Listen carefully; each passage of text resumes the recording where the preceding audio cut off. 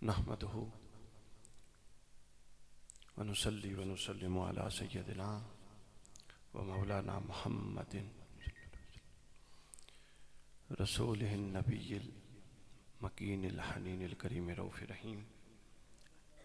अम्मा बाद औज़ु बिल्लाहि मिनश शैतानिर रजीम। बिस्मिल्लाहिर रहमानिर रहीम। क़ाल अल्लाहु तआला फिल कलामिल मजीद व नफ्सिन व मा सव्वाहा फ़अल्हमहा फुजूरहा व तक़वाहा क़द अफ़लह मन ज़क्काहा व क़द ख़ाब मन दस्साहा।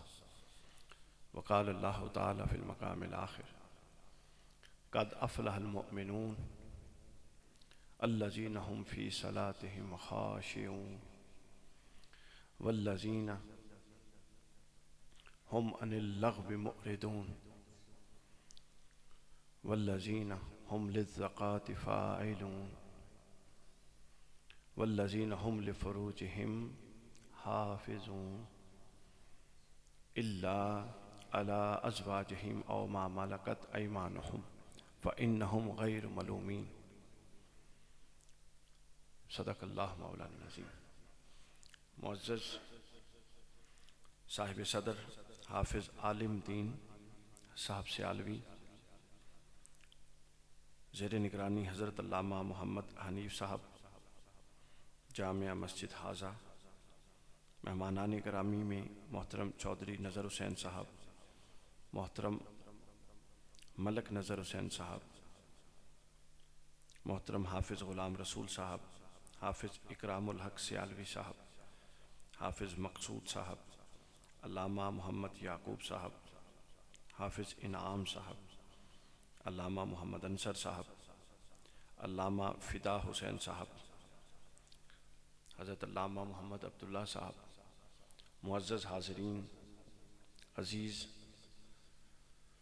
भाइयों, अल्लाह ताला का शुक्र है कि आज के इस मजलिस में हमें ये हाज़री उसके घर में नसीब हुई। अल्लाह ताला हमारी इस हाज़री को अपनी बारगाह में कबूल फरमाए। जिन मकासिद हसना के साथ हम यहाँ पर हाज़िर हुए हैं, उनकी तकमील में अल्लाह की तौफ़ीक और उसकी मदद और नुसरत शामिल हाल हो। आज की इस गुफ्तगू के लिए मेरे ज़हन में जो मौजू था, हमारे भाई ने सदारती खुतबे में मेरे लिए आसानी कर दी उसमें, और माशाअल्लाह बड़ी जामे गुफ्तगू की। देखिए, हम सब इंसान हैं, अल्लाह ताला ने हमें इंसान बनाया है। बहुत सारी फ़ज़ाइल के साथ, बहुत सारे कमालात के साथ, बहुत सारी करामात के साथ हमें नवाजा है। करामत सिर्फ वो नहीं होती जिसको आप आम तौर पे करामत कहते हैं। करामत का मतलब इज़्ज़त और बुज़ुर्गी भी है। बहुत सारी इज़्ज़तों के साथ अल्लाह ने हमें नवाजा है। तो शर्फ़ इंसानियत का और इंसान होने के मकसद और उसका तकाज़ा ये है कि इंसान हर काम को सोच समझ के और उसके मकसद को सामने रख के करे। कोई काम हम नहीं करते, वैसे भी नहीं करते, जिसका मकसद हमारे पेश नज़र ना हो। हम में से जो भी कोई काम करता है, हम कोई हरकत करती हैं। अब मैं लाहौर से आया हूँ यहाँ पर, ज़ाहिर है मेरे पेश नज़र एक मकसद था जिसके लिए मैंने इतना सफ़र किया सर्दी में। आप लोग अपने घरों से यहाँ पर तशरीफ़ ला के बैठे हुए हैं, तो ज़ाहिर है आप लोगों के पेश नज़र क्या है, एक मकसद है कि नहीं अंदर।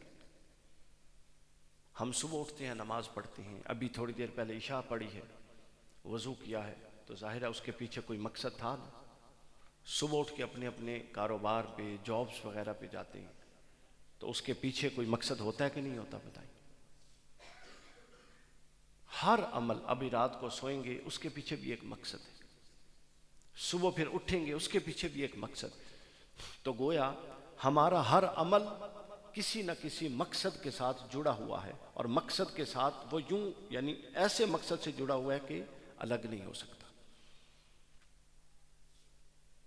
तो अगर हम इंसान नाकिस और आसी गुनाहगार मासियत वाले इंसान होकर और मखलूक होकर और महकूम होकर, अगर हमारी सतह ये है कि हम हर काम को करते हुए یک کرنے سے پہلے اس کے مقصد کو پیش نظر رکھتے ہیں، تو یہ بتائیے کہ اللہ رب العزت کی ذات سے یہ گمان کیا جا سکتا ہے کہ اس نے کوئی کام ایسا کیا ہو جس کے پیچھے کوئی بڑا مقصد کار فرمانا ہو؟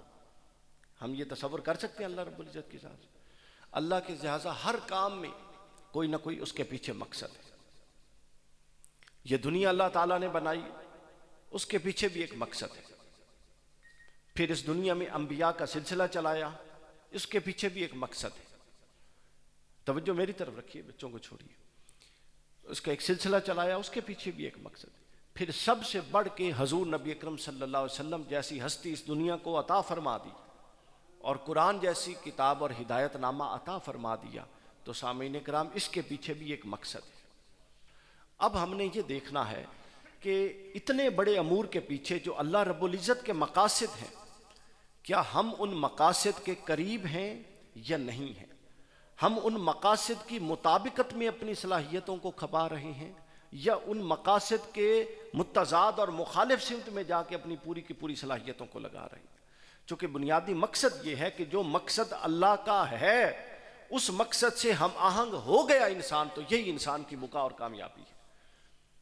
اور اگر وہ اللہ رب العزت کے مقصد سے ہم آہنگ نہیں تو وہ ناقص ہے اور فانی ہے اور کبھی بھی نہیں ہو سکتا، کامیابی کی طرف نہیں جا سکتا۔ تو لہٰذا ہر ایک کا مقصد۔ اب جب رسول اللہ صلی اللہ علیہ وسلم آئے تو حضور علیہ السلام کے آنے کے مقصد کو قرآن نے بہت ساری جگہوں پر بیان کیا۔ آپ لوگ اکثر سنتے ہیں کہ رسول اللہ نے تلاوت کتاب کی، قرآن کی آیات کی تلاوت آیات ہوئی، پھر تلاوت آیات کے بعد علم کتاب دیا، پھر علم کتاب کے بعد تعلیم حکمت دی۔ ان سب سے کا بھی ایک مقصد تھا۔ یہ جو حضور تلاوت آیات کر رہے تھے یہ بالذات تو مقصود نہیں تھا نا، کسی مقصد کا یہ ایک پیش خیمہ تھا اور اس کی تمہید تھی جو حاصل کرنا تھا۔ پھر رسول اللہ نے علم کتاب دیا، وہ لوگ اور وہ قوم جو جہالت میں ڈوبی ہوئی تھی ان کو علم سے مزین کیا، اس کا ایک مقصد تھا اور اس کے پیش نظر ایک مقصد تھا اس عمل کے جو علم دیا جا رہا تھا۔ پھر رسول اللہ نے وہ لوگ جو حکمت و دانش سے عاری تھے ان لوگوں کو حکمت حکیم بنا دیا، حکمت ان کے اندر ڈال دی۔ اس کے پیچھے پیش نظر بھی ایک مقصد تھا، اور وہ مقصد کیا تھا؟ تلاوت آیات کے پیچھے، علم الکتاب کے پیچھے، تعلیم حکمت کے پیچھے مقصد کیا تھا؟ وہ مقصد تھا تزکیہ انسان، تزکیہ نفس۔ یعنی ہر ایک مل کر انسان کا تزکیہ کر، تلاوت آیات، علم کتاب اور علم حکمہ یہ مل کے انسان کا تزکیہ کر رہا تھا، اس کے پیچھے یہ مقصد تھا۔ اب اتنی بات جب ہم تمہیدی بات سمجھ گئے، اب ہم آگے چلتے ہیں۔ تو یہ بتائیے کہ جو انسان اللہ تعالیٰ نے پیدا فرمائے، جن کو رسول اللہ نے تشریف لائے اور رسول اللہ نے تزکیہ کیا، تو بتائیے کہ کیا انسان کا تزکیہ کر کے چیپٹر کلوز ہو گیا، مقصود حاصل ہو گیا، مقصد پا لیا، یا اس تزکیہ یافتہ انسان سے آگے بھی کچھ مطلوب تھا اللہ اور اس کے رسول کو؟ ذرا غور کیجئے نا۔ ایک لمحہ تو یہ ہے کہ انفرادی تزکیہ، میرا ذہن ایک دفعہ بنا کہ میں انفرادی تزکیہ پر بھی تھوڑی سی بات کروں، لیکن شاید وقت کی کمی نہ ہو، اس لیے ہم انفرادی تزکیہ یعنی ایک فرد کا وہ تزکیہ اور ایک فرد کے اندر وہ خصائل پیدا کرنا جو اللہ اور اس کے رسول کی منشا اور اللہ اور اس کے رسول کی مرضی ہے، اور وہ عادتیں، وہ خصائل، وہ خصائص اس کے اندر سے نکال دینا جو اللہ اور اس کے رسول کی رضا، اللہ اور اس کے رسول کی منشا اور اللہ اور اس کے رسول کے مقصد سے ٹکراتے ہیں، ان کو نکال دینا۔ تزکیہ یہی ہے سامعین، تزکیہ یہ ہے کہ ہر وہ شے جو اللہ رب العزت کی ذات سے موافق ہے اس کو ترقی دینا، نشو نما دینا، اور ہر وہ خصلت جو اللہ رب العزت کی ذات کے مخالف ہے اس کو دبانا اور اس کو اپنے اندر سے ختم کرنا، اور آہستہ آہستہ ریاضت کے ذریعے اس کو ختم کرنا اور اپنے آپ کو صاف ستھرا، مصفہ، مزکہ اور مصفہ کرنا، یہ سارا کا سارا تزکیہ ہے۔ تو جب ایک فرد اپنی ذات کی حد تک یہ تزکیہ کر چکا تو اب بتائیے کہ کیا یہی مقصد تھا؟ یہاں ایک لمحے کے لیے رکیے، یہاں چونکہ نوجوان بیٹھے ہیں، یہاں اسلام اور دیگر مذاہب اور دیگر ادیان کا ایک فرق سمجھ لیجیے۔ آج کل آپ کو پتہ ہے الہاد کا بڑا شوشہ ہے، الہاد کا بڑا یونیورسٹیوں میں، کالجز میں میرا بڑا جانا ہوتا ہے، لوگ نوجوان ملحد ہو رہے ہیں، اور اگر ملحد نہیں ہو رہے تو کم از کم اسلام کی حقانیت سے ان کا یقین اٹھتا جا رہا ہے، وہ کہتے ہیں جیسے اسلام دین اور مذہب ہے ویسے ہی کوئی اور دین اور مذہب، ہندو مت ہے، عیسائیت ہے، فلاں ہے ٹمکا، وہ اور بھی مذاہب۔ کیوں؟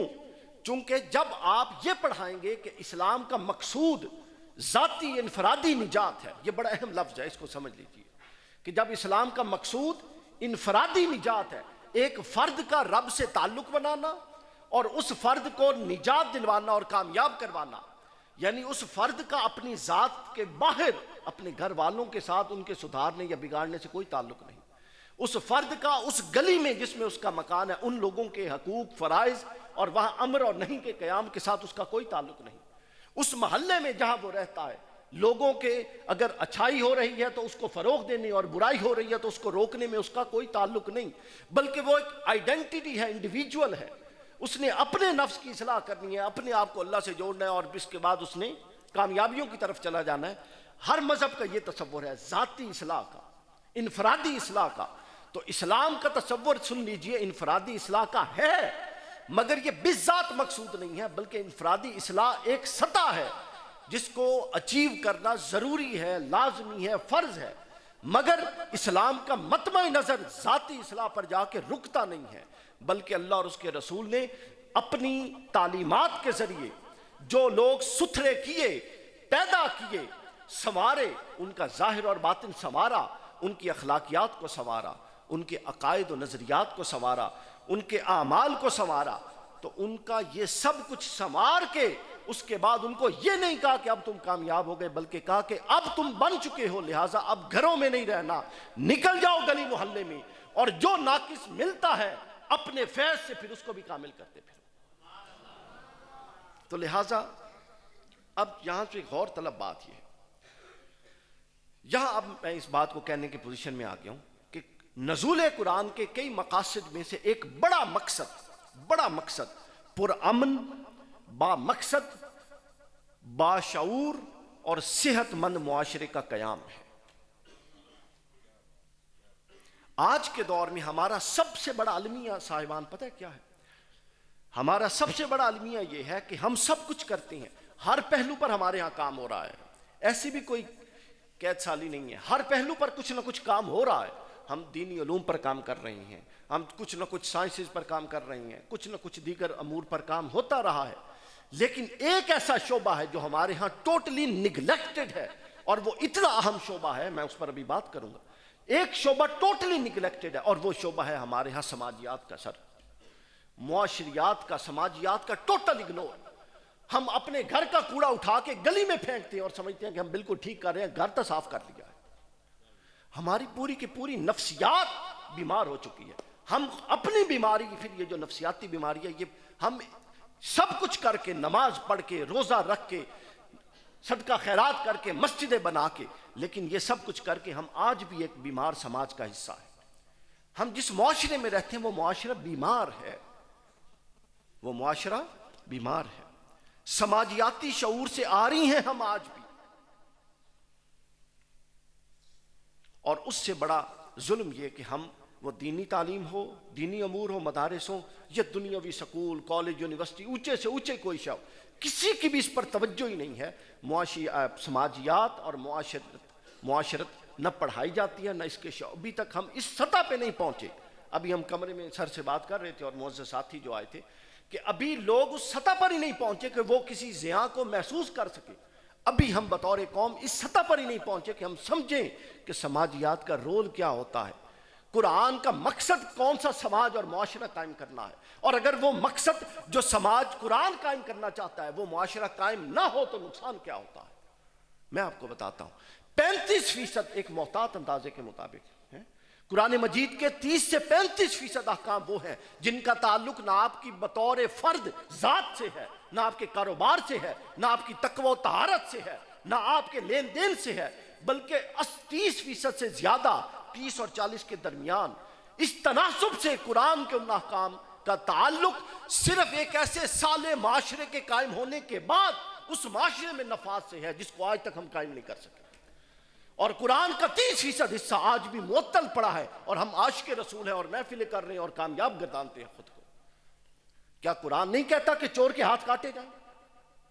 ہمارے ہاں کبھی چور کا ہاتھ کٹا ہے؟ تو کیا قرآن کی یہ شک آج تک معزول نہیں ہے معذرت کے ساتھ ہمارے معاشرے میں؟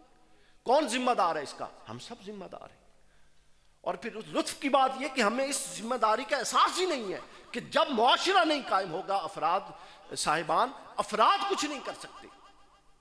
انبیاء بھی آتے تھے جو جماعتیں بناتے تھے، جماعتوں سے معاشرے تشکیل دیتے تھے، معاشروں کے بعد پھر وہ باطل کو للکارا کرتے تھے۔ تو لہٰذا جب آپ معاشرے کی اہمیت ہی نہیں سمجھتے تو پھر چور کے ہاتھ نہیں کٹ رہے۔ اور قرآن تو پکار پکار کے کہہ رہا ہے، وہ شک معطل ہے، لیکن ہم میں سے کسی کے بھی ایمان میں کوئی زلزلہ نہیں آتا۔ زانی اور زانیہ کے لیے قرآن نے کیا سزا دی ہے کس کو نہیں معلوم؟ کیا وہ ہمارے ہاں دی جاتی ہے؟ وہ حصہ معطل ہے، لیکن ہم میں سے کسی کو فرق نہیں پڑ رہا۔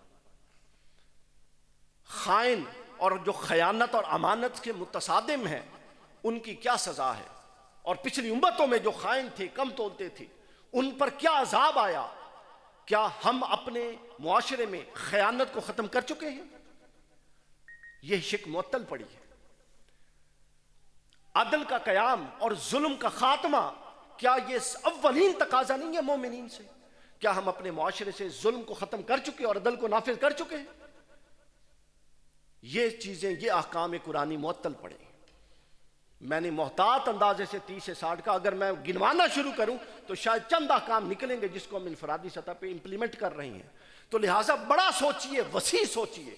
ان آپ لوگوں نے اگلی نسلوں میں دین منتقل کرنا ہے، تو لہٰذا اگلی نسلوں میں دین کا جزوی ناقص تصور مت منتقل کیجئے، بلکہ اس طریقے سے بڑا تصور دیجئے کہ یار ہم ابھی پاکستان 75 سال لے چکے، لیکن ابھی ہم وہ معاشرہ نہیں کامیاب، ابھی تک وہ معاشرہ قائم کرنے میں کامیاب نہیں ہوئے جس میں زیادہ نہ ہو تو کم از کم قرآن کی ہر شک تو نافذ ہو سکے، اپنی انتہائی صورت پر نہ ہو، اپنی ابتدائی صورت پر تو ہو سکے۔ اور اس پر ہماری توجہ نہیں ہے۔ یہ ہوتا کیوں ہے یہ سن لیجیے، یہ بھی تمہیدی گفتگو ہے، اس پر اس کے بعد ہم اپنے پھر موضوع پر اسی تمہید کے بعد آئیں گے۔ ہوتا ایسا کیوں ہے سامعین کرام؟ ہوتا اس لیے ہے کہ ہم سیلف سینٹرڈ ہو چکے ہیں۔ اگر میرا مقصد اور میرا مفاد پورا ہو رہا ہے، یعنی ہماری نفسیات یہ بن چکی ہے کہ اگر میرا مفاد پورا ہو رہا ہے تو مجھے غرض ہی نہیں ہے کوئی تباہ و برباد ہو جائے، میں صرف اپنے مفاد کے گرد گھوم رہا ہوں۔ اگر میں محفوظ ہوں تو میرے ساتھ والی دیوار کے پیچھے بیٹھا ہوا کوئی لٹ بھی جائے تو میں یہ سمجھتا ہوں چونکہ میں تو محفوظ بیٹھا ہوں۔ یہ اسلامی تعلیمات نہیں ہیں۔ اقبال نے کہا تھا اخوت اس کو کہتے ہیں چبھے کانٹا جو کابل میں تو ہندوستان کا ہر پیر و جواں بےتاب ہو جائے۔ اور حضور نے فرمایا تھا کہ میری امت ایک جسم کی مانند ہے، جس کے ایک عضو کو درد ہوتی ہے تو پورا جسم بے قرار ہو جاتا ہے۔ اور قرآن کے احکام بھی ایک جسم کی مانند ہے کہ اگر ایک عضو آپ کے جسم سے کٹ جائے تو آپ اپنے آپ کو مکمل انسان سمجھیں گے؟ نہیں سمجھیں گے، لیکن دین کو آپ مکمل سمجھے ہوئے ہیں، اتنی کچھ نہیں ہو رہا اس کے باوجود۔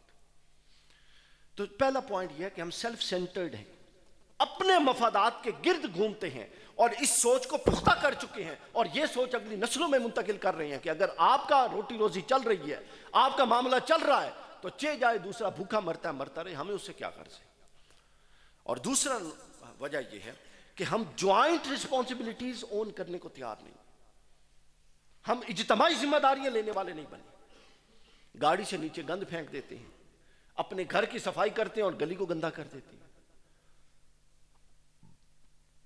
معاشرہ تب پروان چڑھتا ہے سامعین کرام جب اس کے اندر معاشرتی سوشل نارمز، معاشرتی قدریں پروان چڑھنا شروع ہوتی ہیں۔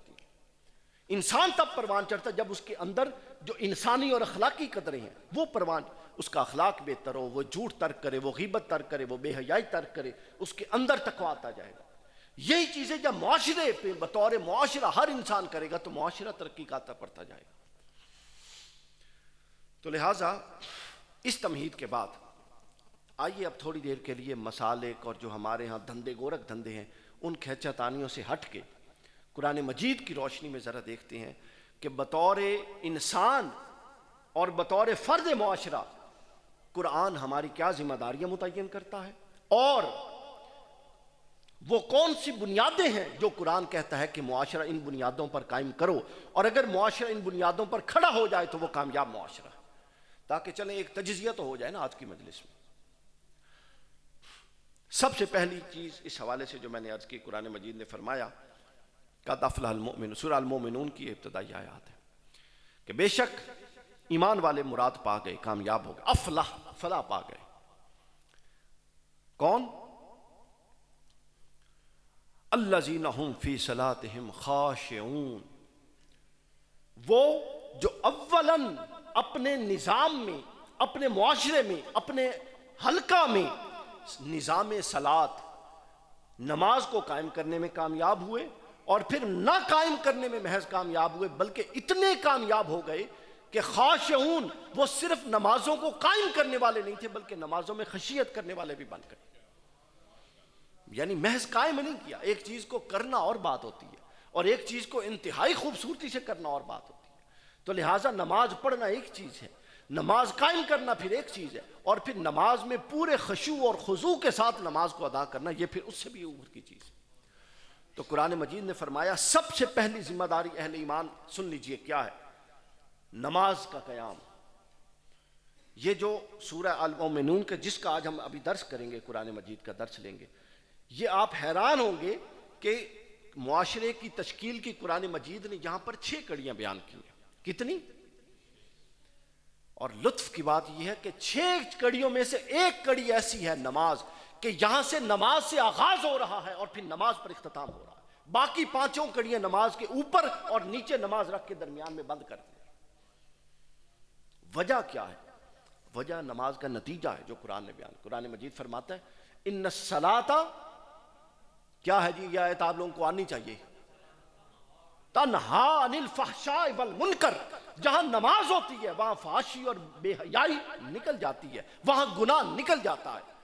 ہماری نمازیں کیا اتنی ہو چکی ہیں طاقتور اور اتنی مضبوط ہو چکی ہیں، اتنی قوت والی، کہ جو ہم نمازی بنتے جائیں تو ہماری خرابیاں کم ہوتی جائیں اور آہستہ آہستہ ایلیمینیٹ ہوتی جائیں، پوری باڈی سے نکلتی جائیں۔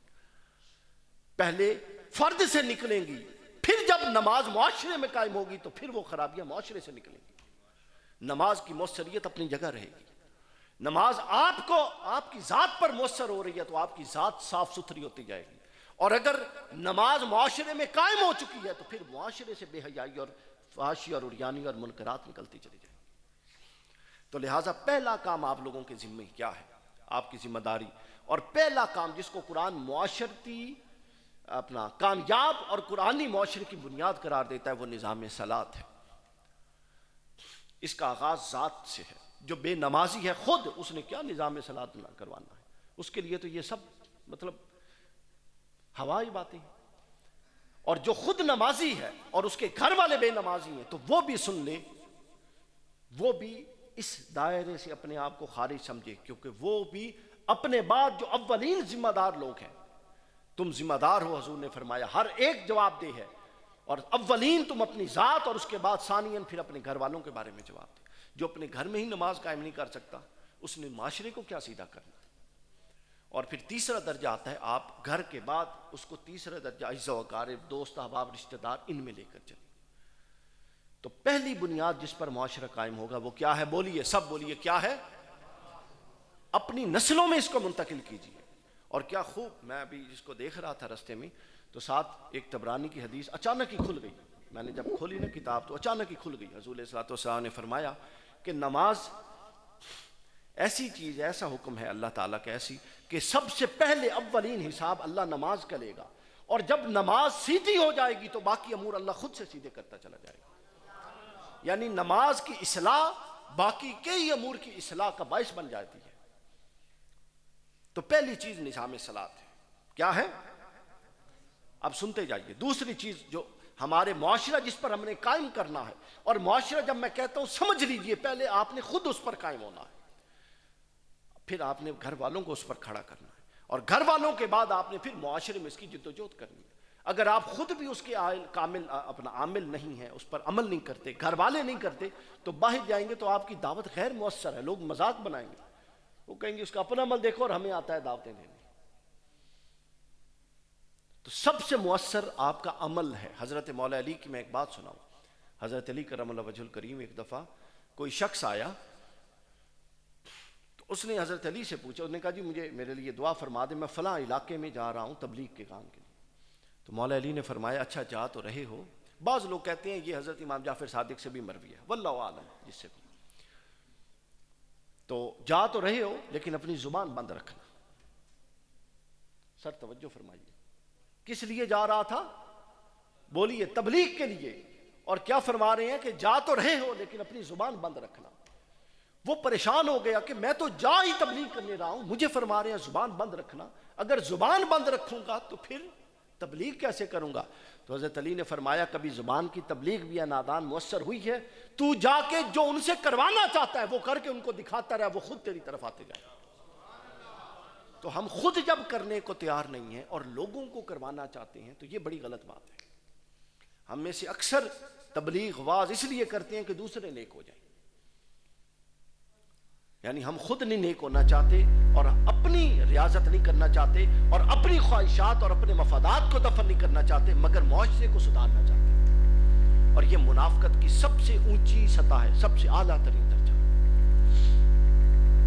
دوسری چیز فرمائی، یہ پہلی بات اب پکی ہو گئی جی، کیا ہے جی پہلا بنیاد جو قرآن نے دی؟ کیا نماز۔ یہ میری ایک کتاب آ رہی ہے قرآن مجید کے 365 اصول، سال کے 365 دنوں کی تناسب سے، تو اس میں سے یہ ایک آج اصول آج کے درس میں ہم نے تھوڑی تمہید الگ کر کے تو اس میں لیا، اور اس کتاب میں اس کا عنوان ہے تعمیر معاشرہ کی 6 کڑیاں، جو قرآن مجید سے ماخوذ۔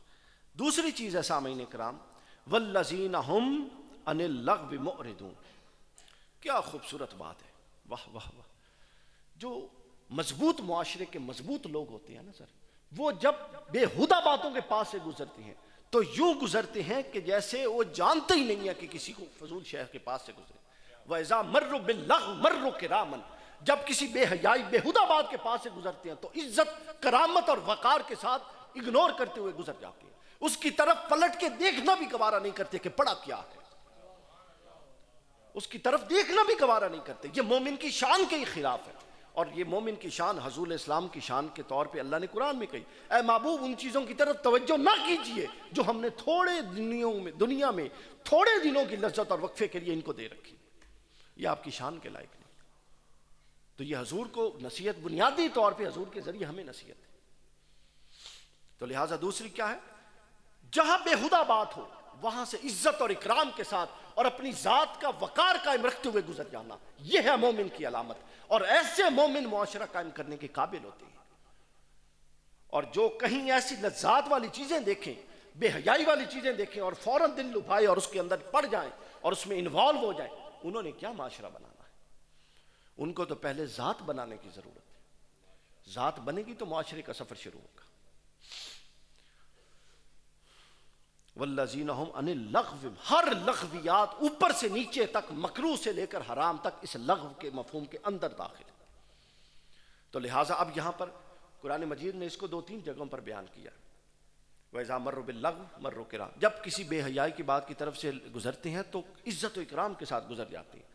جب میں یہ آیت پڑھتا ہوں تو میرے ذہن میں ایسے ہی نقشہ آتا ہے، اب جو ہمارے ہاں، اب آپ آئیں لاہور میں، آپ دیکھتے ہیں یہاں بھی ہر شہر میں اب تو بے حیائی چوکوں میں موجود ہے۔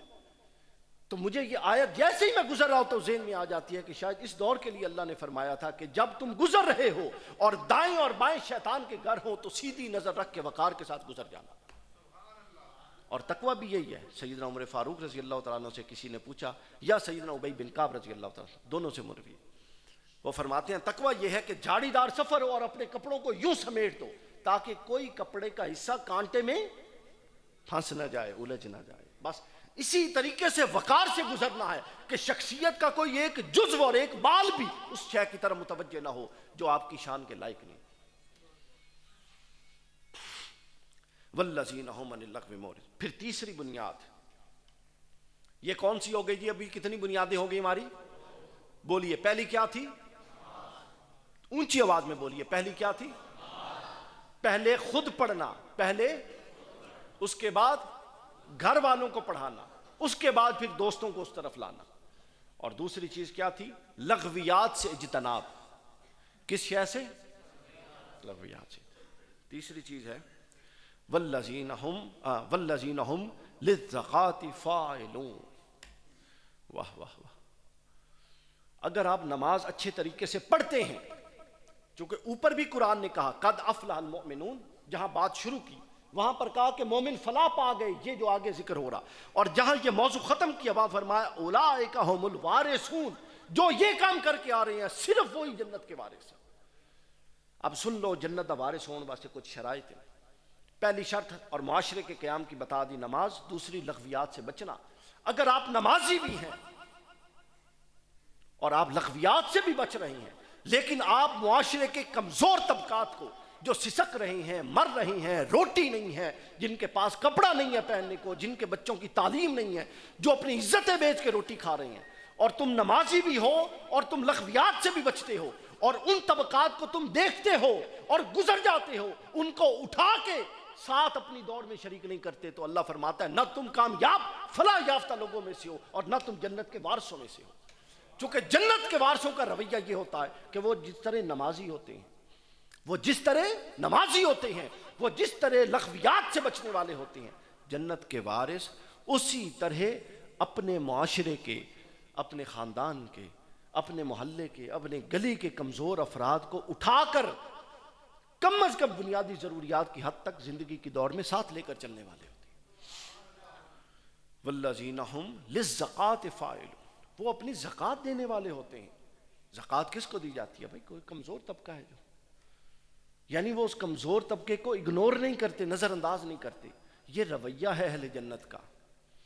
اہل جنت ایسے ہوں گے کہ اہل جنت کی طبیعت یہ ہوگی کہ نہ وہ نمازیں چھوڑ سکتے ہوں گے، نہ وہ بے حیائی میں پڑھ سکتے ہوں گے، اور نہ وہ کسی کو روتا سسکتا دیکھ سکتے ہوں گے۔ یہ اہل جنت کا مزاج ہوگا۔ اگر اہل جنت میں سے ہونا ہے تو اپنا مزاج ایسا بنا لو۔ یہ اہل جنت کا مزاج ہے۔ والذین ھم للزکوٰۃ فاعلون، کہ وہ معاشرے کے کمزور طبقات کو ساتھ لے کر چلنے والے ہوں گے، اور معاشی تعطل کو رفع کرنے والے ہوں گے۔ ہر رمضان میں ہم زکوٰۃیں بانٹ بانٹ کے دیتے ہیں، تو کسی غریب آدمی کو کوئی چھوٹی موٹی دکان بنا کے اگر ہر سال کے اینڈ پہ دے دیں 25 30 50 60 ہزار کی، جو جتنا کر سکتا ہے، معاشی تعطل کو رفع کرنے میں مدد کریں۔ ہمارے ہاں رواج یہ بن گیا، اور معذرت کے ساتھ جو لیتے ہیں ان کا بھی یہ مزاج بن گیا کہ وہ روزانہ ملتا رہے کہیں سے کچھ نہ کچھ۔ صحابہ کرام کی مزاج اور صحابہ کرام کی تعلیمات اور حضور کی تعلیمات اس سے خلاف ہے۔ ابھی آج میرا یوٹیوب چینل جو آپ لوگ دیکھتے رہتے ہیں فیس بک، اس پر ابھی آج چڑھا ہے ایک کلپ حضرت عبد الرحمن بن عوف رضی اللہ تعالیٰ عنہ کے حوالے سے۔ حضرت عبد الرحمن بن عوف جب آئے تھے نا مکہ سے، تو مدینہ میں تو ماشاءاللہ پھر بڑے ہی مالدار متمول ہو گئے، لیکن جب آئے تھے صحابہ کرام مہاجرین، آپ کو پتہ ہے ان کی کیا حالت تھی۔ تو حضرت عبد الرحمن بن عوف سے، جن کا حضور نے مواخات میں وہ بھائی بنا دیا تھا، تو انہوں نے کہا میرے پاس تو بڑا مال ہے، جو تم لینا چاہتے ہو لے لو، آدھا مال لے لو، میرے پاس بیویاں ہیں، میں جس کو پسند کرتی ہو طلاق دے دیتا ہوں، تم نکاح کر لو۔ تو انہوں نے کہا کہ اللہ آپ کا بھلا کرے، اور آپ کو دعائیں دی، آپ نے اتنا کچھ کیا، بس مجھے صرف یہ بتا دیں کہ بازار کو کون سا رستہ جاتا ہے۔ ہمارے ہاں بڑے بینر لگے ہوتے ہیں روٹی مفت، تو میں ڈھونڈتا ہوں کبھی ایسا بینر لگ جائے کہ آ جائیں آپ کو موٹر سائیکل کا کام مفت سکھاتے ہیں، آ جائیں آپ کو پلمبرنگ مفت سکھاتے ہیں، آ جائیں آپ کو تعلیم مفت دیتے ہیں۔ یہ کتنے لوگ جو مدارس کے پیچھے پڑے ہوئے ہیں، جدید لوگ، اور ہر وقت ان پر کوئی نہ کوئی بکواس کرتے رہتے ہیں۔ آپ کے معاشرے کا یہ مدارس اور علماء، کسی سے اختلاف ہو سکتا ہے ایک دو باتوں میں، لیکن آپ کے معاشرے کا یہ وہ طبقہ ہے جو مفت تعلیم دے رہا ہے ہر ایک کو، اور تعلیم بھی دین کی تعلیم دے رہا ہے۔ اور آپ تو مطلب قوم ساری کو بھکاری بنا دیا ہے روٹیوں کے چکر میں۔ لیکن یہ وہ لوگ ہیں جو تعلیم دے رہے ہیں مفت۔ کبھی کوئی دے نا ماڈرن طبقہ مفت تعلیم نہیں دیتے۔ تو کہنے کا مقصد کیا ہے سامعین؟ کہنے کا مقصد کہ آپ نے معاشرے کے اس کمزور طبقے کو مدد کرنا ہے جس طرح کی اس کی ضرورت ہو۔ ایسی مدد نہیں کرنی کہ آپ دیتے رہیں اور اس کو لینے کا عادی بنا دیں ہمیشہ کے لیے، بلکہ اس طرح سے مدد کرنی ہے کہ اس کو بنیادی ضروریات کی حد تک اس کے قدموں پر کھڑا کر دیں۔ یہ معاشرے کے قیام کی تیسری چیز ہو گئی۔ کون سی چیز ہو گئی جی؟ کتنی بنیادیں ہو گئیں؟ 3 کڑیاں ہو گئیں۔ یہ اب یاد رہیں گی۔ اس کے بعد چوتھی چیز، یہ جو اگلی چوتھی چیز آ رہی ہے، یہ بنیاد ہے سامعین کرام۔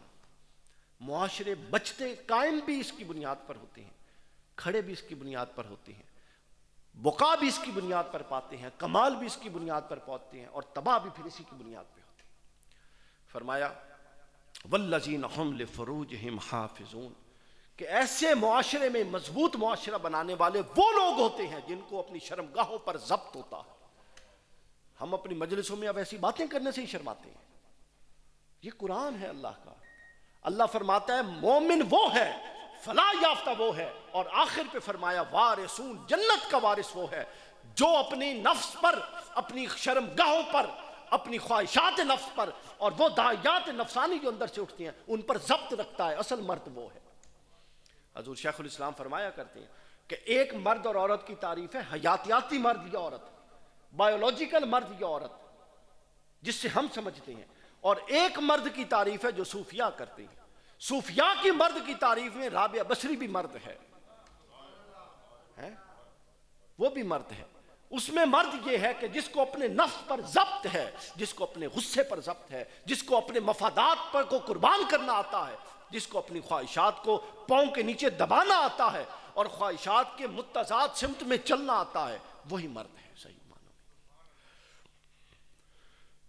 والذین هم لفروجہم حافظون، وہ اپنی شرم، دیکھیں جب ہر فرد، یہ سب سے پہلے یہ مجھے مخاطب ہے اور آپ نے اپنے اوپر اس کو رکھنا، جب آپ میں سے ہر فرد اس پہ عمل کرے گا تو بتائیے کسی دوسرے کی عزت پر دست درازی کیسی ہوگی؟ کوئی تو کرتا ہے نا، کوئی تو کرتا ہے تو ہوتی ہے۔ تو جب ہر فرد اس قرآنی حکم پر عمل کرے گا تو دست درازی کون کرے گا بتائیں؟ تو جب دست درازی ہی نہیں ہوگی تو خود سے بے حیائی سکڑ جائے گی اور معاشرے سے اٹھ جائے گی۔ اور یہ اللہ رب العزت کی نظر میں یہ بنیاد ہے، یہ نقطہ معاشرے کی تعمیر کا۔ نماز بھی اہم، زکوٰۃ بھی اہم، سب کچھ اہم، لیکن یہ بنیاد ہے۔ آپ پوچھیں گے یہ کیسے میں کہہ رہا ہوں؟ اس لیے کہہ رہا ہوں کہ ہر حکم کو بیان کیا ہے اللہ نے ایک آیت میں، سن لیجیے۔ الذین هم فی صلاتہم خاشعون، ایک آیت میں بتا دیا۔ آگے بتایا والذین هم عن اللغو معرضون، دوسری کڑی ایک آیت اس کے لیے صرف کی۔ پھر تیسرا بتایا والذین هم للزکاۃ فاعلون، ایک آیت صرف کی۔ تین کڑیاں بیان کی۔ کتنی آیتیں صرف کی؟ ایک آیت۔ لیکن یہ جو بے حیائی کا معاملہ تھا اس پر اللہ تعالیٰ نے تین آیات کو صرف کیا ہے۔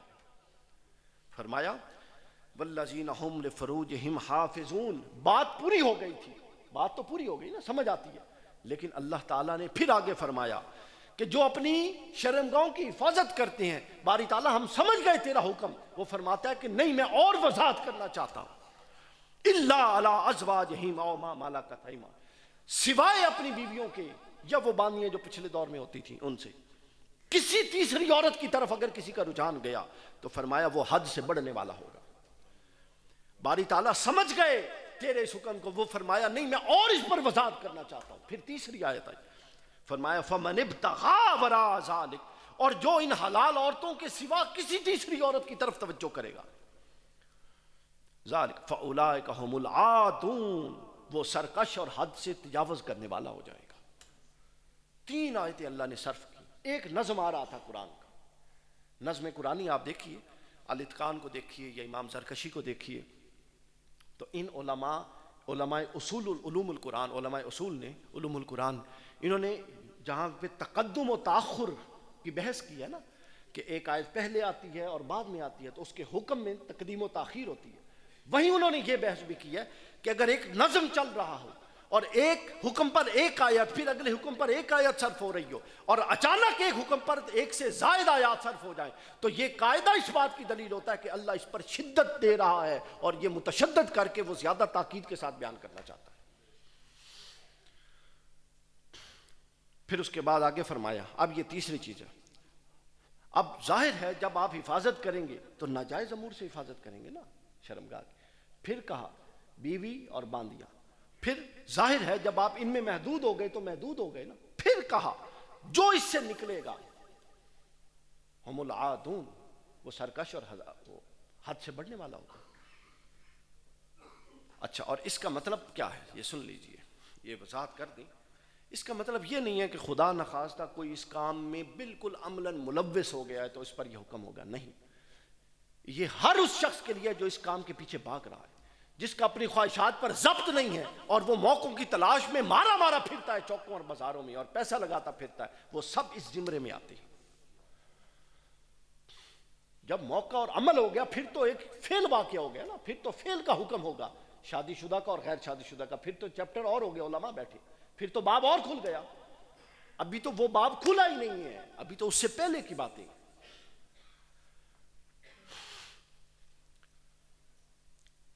تو یہ چوتھی کڑی تھی سامعین کرام جس پر معاشرہ قائم ہوگا۔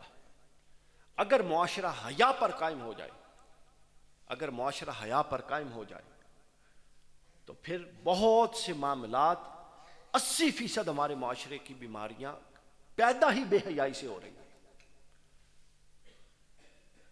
بلڈ پریشر ہوتا ہے، بلڈ پریشر سے کبھی سر درد ہوتی ہے، کبھی کچھ ہوتا ہے، شوگر ہوتی ہے، اس کی کئی ہوتی ہے۔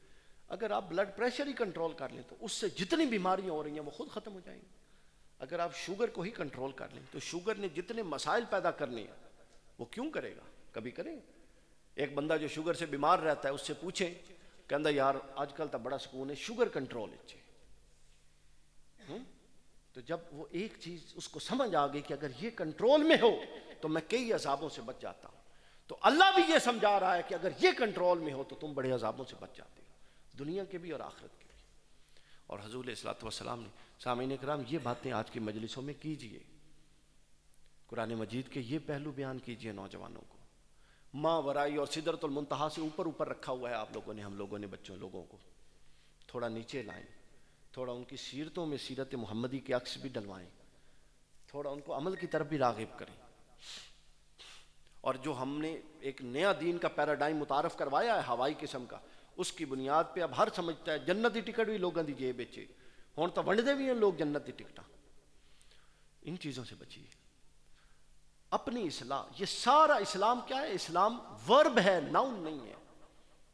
ورب کا مطلب ہوتا ہے ایک کام ہے، ایک کرنا ہے، ٹھیک ہے؟ یہ فعل ہے، اسم نہیں ہے۔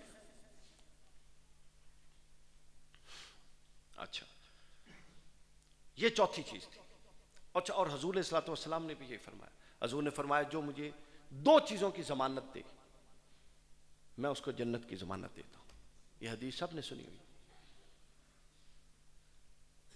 ایک فرمایا کہ 2 جبڑوں کے درمیان زبان کی، اور ایک 2 پہلوؤں کے درمیان شرمگاہ کی۔ تو اب یہ سب خرابیوں کی جڑ یہی 2 چیزیں ہیں، سارے مسائل ہی انہی 2 چیزوں سے پیدا ہوتی ہیں۔ تو ان پر ضبط معراج انسانیت ہے، اور یہی اصل میدان انسانیت ہے، اور یہی کرنے کا کام۔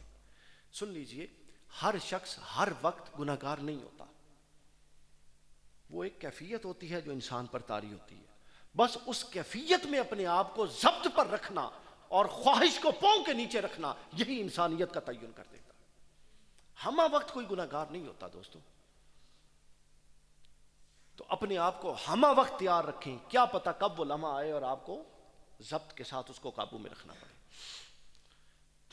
تو یہ چوتھی کڑی ہو گئی۔ اس کے بعد 5ویں کڑی جو قرآن مجید نے بیان فرمائی، اس کا بھی فقدان ہے۔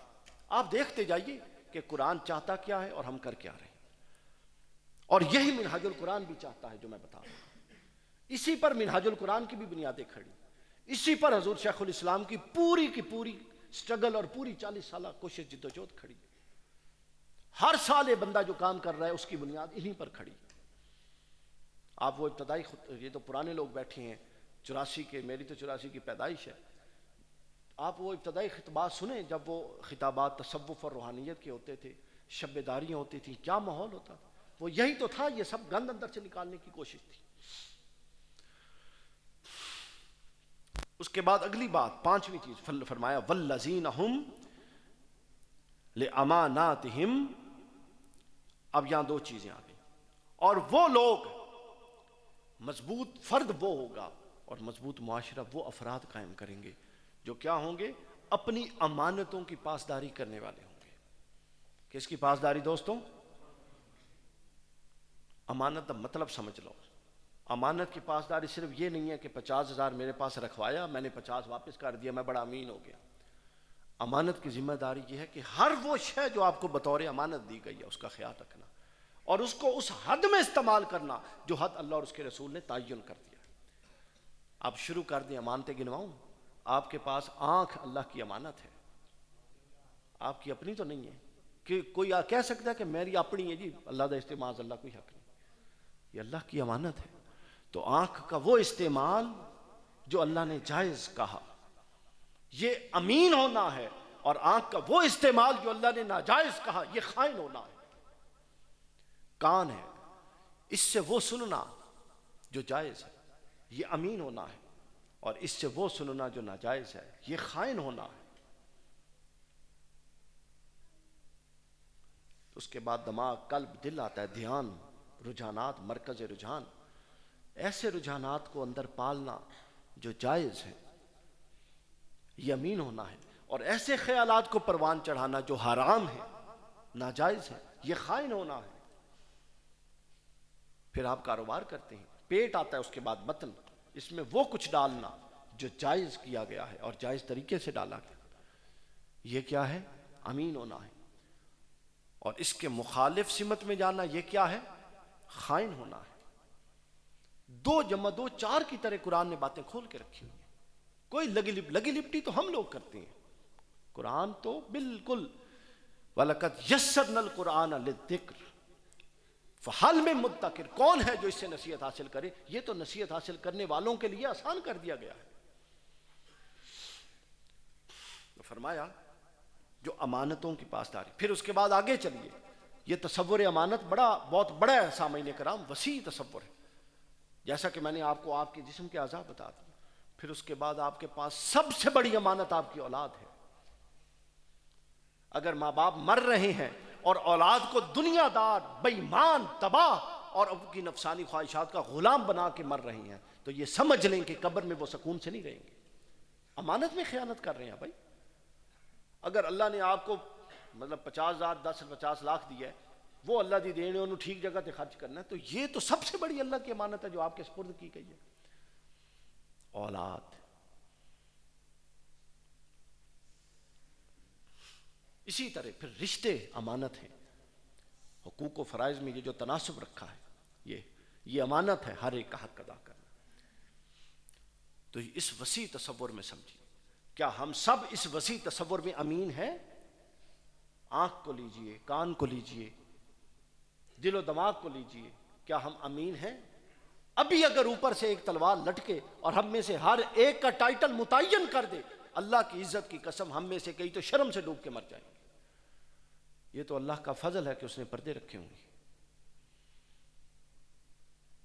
یہ تو اس کا فضل ہے کہ اس کے پردے ہیں جس میں سارا کچھ ہی چلا جا رہا ہے۔ لیکن کیا پردوں پر ہی اکتفا کرنا ہے؟ اصلاح کی طرف راغب ہونے کی کوئی پروگرام نہیں ہے۔ اللہ اکبر۔ تو فرمایا امانت وہ لوگ معاشرہ قائم کرتے ہیں۔ اب آپ سمجھ آ رہی ہے معاشرہ یا انقلاب کیوں نہیں آ رہا؟ معاشرہ قائم ہوگا تو انقلاب آئے گا۔ انقلاب تب آئے گا جب اس صفات کے لوگ سڑکوں پر ہوں گے، گلیوں میں ہوں گے اور دعوت دینے والے ہوں گے، اور اس صفات کے لوگ آگے سے قبول کرنے والے ہوں گے۔ ایک ایماندار ایک فاسق و فاجر اور سرکش کو دعوت دے گا تو وہ کیسے؟ وہ تو انبیاء کی دعوت نہیں قبول کرتے تھے۔ تو سامعین، معاشرہ من کل الوجوہ پروان تب چڑھتا ہے کہ جب ان افراد سے بھرا ہوا ہوگا، اور جب ان افراد سے بھر جائے گا آپ دیکھیے کہ پھر آپ پر وہ نعمتیں اور وہ انعامات کی بارش ہوگی جو ہم عہد صحابہ میں سنا کرتے ہیں۔ قرآن مجید کی ایک حیثیت ہے حجت من بعد الرسل، اس پر میری ایک کتاب بھی ہے۔ حجت من بعد الرسل کا مطلب یہ ہوتا ہے کہ اب رسول اللہ تشریف لے گئے، اب کوئی نبی تو رسول تو آ نہیں سکتا، چیپٹر کلوز، ختم۔ تو اب جو مسائل آئیں گے اس کو کون حل کرے گا، ٹیکل کرے گا؟ اس کے لیے اللہ نے قرآن کو وہ منصب دیا ہے جو پچھلے دوروں میں نئی نبوت جو ضرورت پوری کرتی تھی، اب وہ ضرورت قرآن و سنت اور اہل بیت پوری کریں گے۔ حدیث ثقلین کے مضمون کو بھی ملا لیں۔ آپ بات سمجھیں گے؟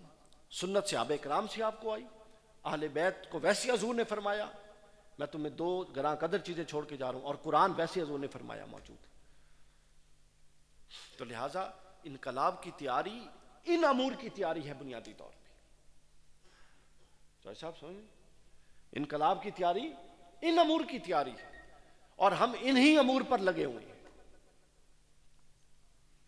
تو والذین هم لأماناتہم وعہدہم،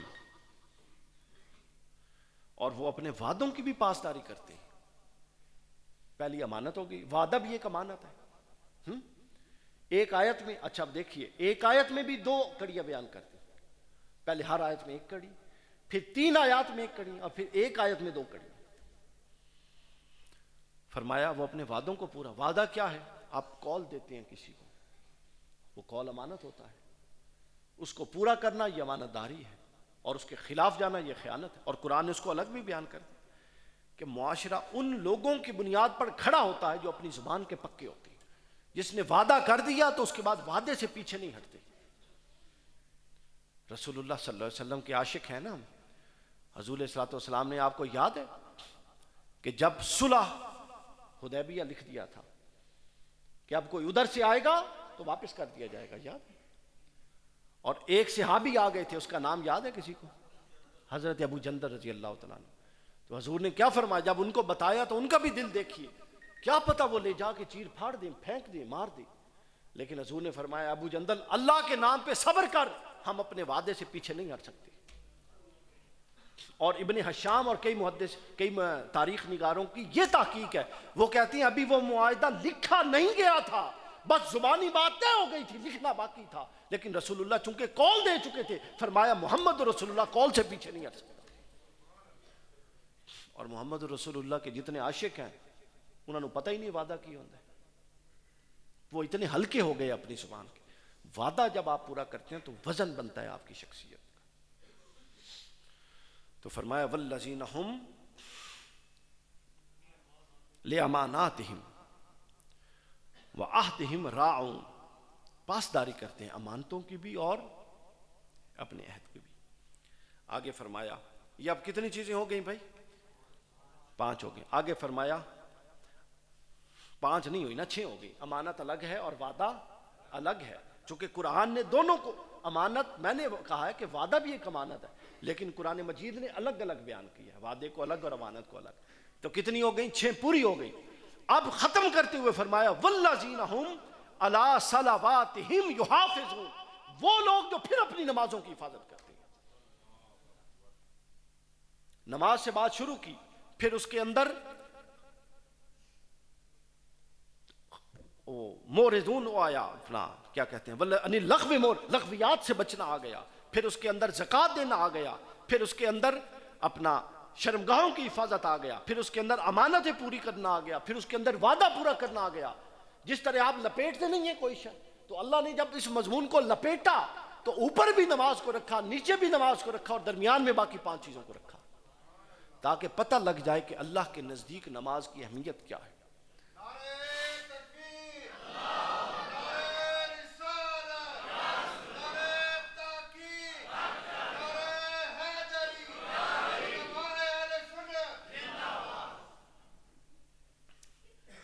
اور پھر جب یہاں مضمون مکمل کر کے اللہ نے فرمایا اولئک ھم الوارثون، یہ لوگ ہیں جو وارث ہیں جنت کے حقیقی معنی میں۔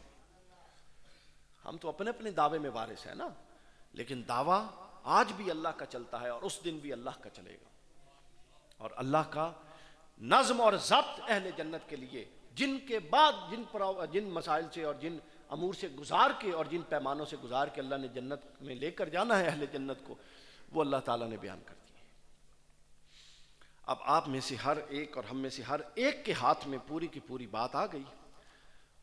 اب یہ ہمارے اپنے ذمہ کرم پر ہے کہ ہم کیا کرنا چاہتے ہیں اور کیا نہیں کرنا چاہتے، چونکہ یہ اللہ تعالیٰ نے واضح فرما دیا کہ یہی وہ لوگ ہیں جو صحیح معنوں میں جنتی ہوں گے۔ اصل مسئلہ اب سن لیجیے، اب گفتگو کو کلوز کرنے لگے، ہم ختم کر دیں 10 منٹ ختم کر دیں۔ اصل مسئلہ اب کیا ہے؟ اصل مسئلہ یہ ہے کہ قرآن مجید کو پڑھنا اور یہاں رک جانا، یا قرآن مجید کو سمجھنا اور پھر اس پر عمل کی جد و جہد میں لگے رہنا۔ اصل مسئلہ یہ ہے، حضور صلی اللہ علیہ وسلم کی نعتیں پڑھنا اور حضور کا تذکرہ کرنا اور یہاں رک جانا، یا حضور صلی اللہ علیہ وسلم کی سیرت کو حرف آخر قرار دے کر اس کے مطابق ڈھلنے کی کوشش کرتے رہنا اور رسول اللہ کی مطابعت میں اپنا ہر عمل لے کر آنا، یہ ایک الگ عمل ہے۔ تو اب مسئلہ یہ ہے کہ ہم پہلے مرحلے میں رک جاتے ہیں، اور اس سے بڑا مسئلہ دوستو یہ ہے کہ ہم پہلے مرحلے کو کافی سمجھتے ہیں۔ ابھی جس طرح یہ بتا رہے تھے کہ آپ ایک پورٹ فولیو انجوائے کرتے ہیں، اور اس پورٹ فولیو کے پارشل جو آپ اس کی ریکوائرمنٹس ہیں وہ پوری کریں اور پوری نہ کریں تو آپ سے وہ پورٹ فولیو کتنی دفعہ، تھوڑے دنوں بعد ایک وارننگ لیٹر آئے گا ادارے کی طرف آئے گا نا، پھر دوسرا آئے گا، اور پھر کہیں گے آپ ڈیزرو ہی نہیں کرتے اس پورٹ فولیو کے لیے، چونکہ آپ تو اس کے تقاضے ہی پورے نہیں کرتے۔ قرآن کہتا ہے کہ جب تک رسول اللہ موجود ہیں ہم پر عذاب نہیں آ سکتا، یہ جو پورٹ فولیو قائم ہے یہ رسول اللہ کا ہم پر فضل ہے، ورنہ یہ پورٹ فولیو بھی واپس جا سکتا تھا۔ یہ تو رسول اللہ کی کرم ہے، وہ کریم ہے اور ان کے فضل کے ساتھ سارا معاملہ چل رہا ہے، لیکن حقیقت حال سے نظر اٹھانا، اس کرم کے پردے میں آ کے اور اندر سے اپنی خواہشات کو پروان چڑھانا، یہ درست نہیں ہے بات۔ ہمارے ہاں شفاعت کا تصور بھی ایسے ہی چل رہا ہے، ناراض نہ ہوئیے گا، شفاعت کا تصور بھی ایسے چل رہا ہے۔ شفاعت کا تصور حق ہے اور کثیر حدیث سے ثابت ہے، اور حضور نے خود اپنا مقام بیان کیا اور قرآن نے بیان کیا ہے کہ حضور نے فرمایا میں شفاعت کروں گا، لیکن ایک بندہ جو ساری عمر قصداً ارادتاً پلاننگ کے ساتھ اپنے ہر عمل رسول اللہ کے عمل کے خلاف کرتا ہے، بغاوت کے ساتھ چلتا ہے، نہ کوئی نماز، نہ روزہ، نہ حج، نہ زکوٰۃ، نہ عمل صالح، نہ کوئی نیکی، نہ تقوی، نہ طہارت، ساری عمر رسول اللہ کی سیرت کا باغی رہتا ہے اور ذہن میں یہ رکھتا ہے اور میری تو شفاعت ہو جانی ہے، ایسے لوگوں کو جوتے پڑیں گے قیامت کے دن۔ مطلب آپ نے تصورات کو بھی مسخ کر کے اپنی مرضی کے مطابق ڈالنا چاہتے ہیں، شریعت کو موم کی ناک بنا دیا، جو آپ کا دل آپ جو مرضی کریں، آپ کے اندر نہ کوئی ندامت کا داعیہ ہے، نہ آپ کے اندر کوئی خوف خدا ہے، نہ آپ کے اندر کوئی اللہ رسول کی حیا اور ڈر ہے، اور جنت کے ٹکٹ جیبوں میں ہے، اور ساری تو شفاعت ہو جانی، یہ لگ پتے جائیں گے۔ اس کی بنیاد پر شفاعت ہونی ہے، اس کی بنیاد پر کہ جب رسول اللہ بتائیں گے کہ اللہ اس نے بہت محنت کی اور کرتا رہا، لیکن چونکہ انسان تھا فلاں فلاں جگہوں پہ لغزشیں ہوئیں، لہٰذا میں اس کا نبی کھڑا ہوں اس کو بچانے کے لیے، اور اللہ فرمائے گا کہ آپ اے محبوب لے کر جائیے جتنوں کو لے کر جاتے ہیں۔ لیکن اگر آپ پلاننگ سے بغاوت کر رہے ہیں، ساری کی ساری مفادات لے رہے ہیں، نفسانی خواہشات کو خدا بنا، قرآن کہتا ہے انہوں نے اپنی خواہشات کو خدا بنا کے رکھا ہے، تو جس خدا ہی بدل لیا وہ کی شفاعت، آپ نے تو خدا بدل لیا، قرآن کہتا ہے خدا بدل لیا۔ تو لہٰذا اصل مسئلہ نکتہ یہ ہے سامعین کہ ہم نے محض کہنا ہے یا کرنا ہے، اور اس میں زیادہ مطلب لمبی بات کرنے کی ضرورت نہیں، ہم سب سمجھتے ہیں کرنے کے کچھ تقاضے، کوئی عمل صالح اور اسلام کی تعلیمات کا کوئی پہلو دوستوں بغیر قربانی اور بغیر ایثار کے نہیں ہے۔ اگر کوئی یہ سمجھے کہ اپنے سارے معاملے بھی پورے رہیں اور اسلام پہ بھی چلتا رہے، این خیال است و محال است جنو، یہ نہیں ہو سکتا۔ مثلا تسی صبح فجر واسطے اٹھتے ہو، ایک فرض ادا کرنا ہے لیکن اس کے لیے قربانی ہے نیند کی، آرام کی۔ اگر نیند آرام قربان کوئی نہ کرے تو بتائیں نماز ہو سکتی؟ پھر آپ پانی میں ہاتھ ڈالتے ہیں، پھر تکلیف برداشت کرتے ہیں، یہ پھر قربانی ہے۔ ہر عمل آپ کو بتاتا ہے کہ ایک قربانی چاہیے۔ فصلی لربک وانحر، اے محبوب اپنے رب کی عبادت کر، نماز پڑھ اور اس کے لیے قربانی کر۔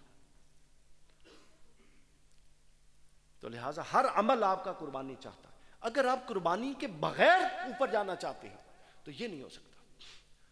اقبال نے اسی کو کہا تھا نا، یہ شہادت گہے الفت میں قدم رکھنا ہے۔ لوگ آسان سمجھتے ہیں مسلمان ہونا، یعنی لوگ مذاق سمجھتے ہیں مسلمان ہونا، لوگ جواب دہی کو مذاق سمجھے ہوئے ہیں، ہم سب، اور ان میں سب سے زیادہ میں خود اپنے آپ سے بھی مخاطب ہوں، ہم نے اللہ کے حضور پیش ہونا ہے، وہ بڑا مشکل معاملہ ہے۔ ہمیں تو اگر کوئی اللہ کے حضور پیش ہونے پر شرمندگی سے کوئی اگر ایک آسرا ہے تو وہ حضور علیہ الصلوۃ والسلام کی ذات کا آسرا، مگر پھر یہ بھی تو شرم آتی ہے کہ کہیں رسول کے آگے شرمندہ نہ ہو جائے۔ اقبال نے کہا تھا کہ نہیں، تو غنی از ہر دو عالم من فقیر، روز محشر عذر ہائے من پذیر، گر تمی بینی حسابم ناگزیر، از نگاہ مصطفیٰ پنہا بگیر۔ اے باری تعالیٰ اگر میرے گناہ اتنے ہوں کہ مجھے عذاب دینا لازمی ہو جائے تو عذاب دینا، مگر حضور کی نگاہ سے ہٹا دینا، حضور کے شان میں شرمندہ نہ کرنا۔ تو ہم ان باتوں کو اس طرح کیوں نہیں سوچتے؟ بہت وقت گزر گیا ہے، اب ہمیں اپنا چال چلن بدلنے کی ضرورت ہے۔ اسی سے معاشرے اچھے بنیں گے، اسی سے انقلاب کی راہ ہموار ہوگی، اسی سے ہمارے قائد کا سینہ ٹھنڈا ہوگا، اسی سے پھر ہمارے جن کے ہم اپنے آپ کو جن بزرگوں کے مرید کہتے ہیں، پھر اسی سے ہمارے نبی کا سینہ ٹھنڈا ہوگا، پھر اسی سے ہمارے رب کی رضا حاصل ہوگی۔ اور اگر ہم اپنا رویہ نہیں بدلا تو پھر کچھ حاصل نہیں ہونے والا، کچھ حاصل نہیں ہونے والا۔ یہ آخری ایک تو باتیں میں آج کر دوں۔ قوت القلوب میں شیخ ابو طالب مکی رحمہ اللہ تعالیٰ علیہ، انہوں نے ایک باب قائم کیا ہے غافلین کی مذمت پر۔ وہ لوگ جو قرآن پڑھتے ہیں یا جو تعلیمات دینیہ جانتے ہیں اور اس پر عمل نہیں کرتے، اس کی مذمت پر ایک باب ہے۔ اس میں وہ فرماتے ہیں کہ جب تلاوت کرنے والا تلاوت کرتا ہے، کیا کرتا ہے؟ تلاوت کرتا ہے، اور تلاوت کے تقاضے، ہر آیت کچھ مانگ رہی ہوتی ہے نا۔ مثلا آپ نے پڑھا الحمدللہ رب العالمین، سب تعریفیں اللہ کے لیے۔ اس آیت نے پتہ کیا مانگا؟ تیرے اندر جو یہ بت ہے کہ تیری تعریف کی جائے اور تو اس سے خوش ہوتا ہے، اس سے دستبردار ہو جا۔ اب کوئی قرآن کیا ہے، ہر آیت کچھ مانگتی ہے۔ اقیم الصلاۃ، نماز پڑھو، نماز کا تقاضا کیا۔ تو وہ فرماتے ہیں کہ جب اے طالب تو قرآن پڑھتا ہے اور قرآن کے احکام تو اسے تقاضا کرتے ہیں اور تو ان کے تقاضوں کی طرف توجہ ہی نہیں دیتا اور محض پڑھتا جا رہا ہوتا ہے۔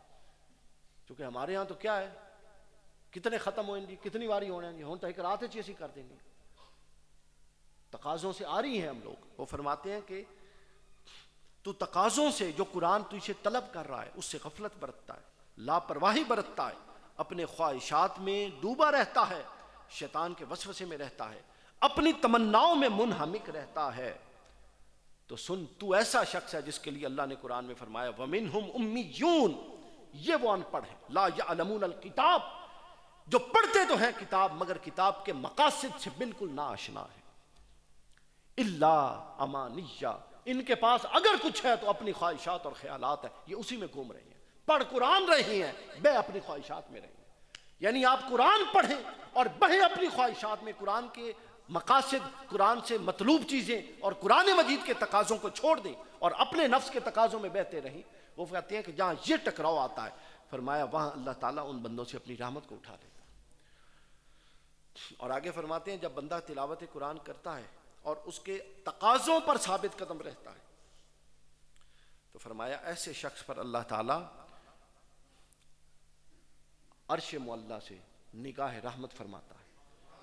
اور پھر ایسا شخص جو قرآن پڑھتا ہے اور قرآن سے اس کے تقاضوں سے غافل ہے، فرمایا ایسے شخص کی طرف اللہ توجہ کرتا ہے، رحمت کے ساتھ نہیں، اور متوجہ ہو کے فرماتا ہے کہ اے شخص تو میرا کلام تو پڑھتا ہے مگر میری طرف آنے کو تیار نہیں ہے، تو کیسا شخص ہے؟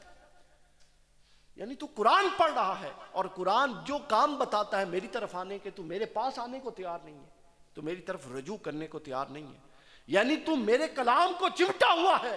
اللہ فرماتا ہے اور مجھے چھوڑ چکا ہے، لہٰذا تیرا انجام کس کے ساتھ ہوگا سوچ لے۔ یہ اہم بات ہے۔ بس آخری بات اس حوالے سے میں عرض کر دوں، امام غزالی علیہ الرحمہ نے بھی اس کو بیان کیا ہے اور بھی بہت سارے لوگ، حضرت موسیٰ علیہ السلام اور حضرت داؤد علیہ السلام، ان دونوں انبیاء علیہ السلام پر وحی آئی مختلف اوقات میں، اور اللہ تعالیٰ نے ان کو پتہ کیا فرمایا؟ اللہ تعالیٰ نے ان کو فرمایا کہ اے موسیٰ اور اے داؤد، اپنے لوگوں سے کہو کہ میرا ذکر نہ کیا کریں۔ ذرا غور کیجیے، اپنے بندوں سے کہو میرا ذکر نہ کیا کریں۔ مولا کیوں نہ کیا کریں، تیرا تو حکم ہے۔ فرمایا میں نے ایک ضابطہ بنا رکھا ہے کہ جو میرا ذکر کرتا ہے میں پھر اس کا ذکر کرتا ہوں، اور جو میرا ذکر کرتا ہے اس کے ذکر کو میں ذکر سمجھتا تب ہوں کہ وہ جو کہہ رہا ہو وہی کر بھی رہا ہو۔ اور یہ وہ لوگ ہیں جو کہتے تو اللہ اللہ ہے مگر عمل اس کے خلاف جا کے کرتے ہیں۔ لہٰذا فرق یہ ہے کہ جو مجھے میرے نام سے یاد کرتا ہے میں اس کو اس کے نام سے یاد کرتا ہوں، مگر یہ لوگ جو عمل میرے قول کے مخالف کرتے ہیں، جب یہ مجھے یاد کرتے ہیں تو میں ان پر لعنت بھیج کے ان کو یاد کرتا ہوں۔ امام ابو طالب مکی نے اس کی تخریج کی اپنی سند سے، میں اس پر لعنت بھیج کے ان کو یاد میں بھی کرتا ہوں، مگر لعنت بھیج کے کرتا ہوں کہ کیسے جھوٹے لوگ، کیسے جھوٹے لوگ۔ فخلف من بعدهم خلف ورثوا الکتاب یأخذون عرض هذا ادنی ویقولون، جی ہاں، رہتے اپنی خواہشوں میں ہیں اور گمان کیے ہوئے ہم تو بخشے جائیں گے۔ قرآن مجید میں رہتے اپنی خواہشوں میں اور گمان کیے ہوئے ہم بخشے جائیں گے۔ تو لہٰذا آپ لوگوں کے پاس دو آپشنز ہیں کہ انہی خواہشات میں رہ کے باقی زندگی کو گزارنا ہے، یا ہم نے اپنے عمل کو اپنے قول، رسول اللہ صلی اللہ علیہ وسلم کی سنت اور قرآن مجید کے تقاضوں کے مطابق، میں کر لیتا ہوں کوئی نہیں چھوڑ دیں، اور قرآن مجید کے تقاضوں کے مطابق ڈھالنا۔ یہی ہمارا آج کا پیغام تھا، اسی کے لیے ہم نے یہ مجلس منعقد کی، اور میں نے بھی یہ موضوع اس لیے چنا کہ اگر ایک بندے نے بھی آج اپنا ذہن بدل لیا اور اپنی زندگی کا طرز بدل لیا تو میرا اتنا 1 گھنٹہ بولنے کا، زور لگانے کا اور لاہور سے آنے کا، یہ ساری محنتوں کا میرا صلہ یہی ہوگا۔ تو اللہ تعالیٰ سے دعا ہے کہ ہم سب لوگوں کے حال پہ رحم و کرم فرمائے اور ہمیں قرآن مجید کی معرفت اور اس کے تقاضوں پر اور اس کے احکام پر عمل کرنے کی توفیق دے، اور رسول اللہ صلی اللہ علیہ وسلم کی توجہات، حضور کی سیرت کی مطابعت اور حضور علیہ السلام کی ہمہ پہلو اطاعت کی توفیق عطا فرمائے، اور ہمیں ہمارے گناہوں سے صرف نظر فرمائے، اور ہم پر ہمہ وقت اپنی فضل کے ساتھ اور اپنی رحمت کے ساتھ اپنی توجہات رکھے۔ والسلام وما علینا الا البلاغ۔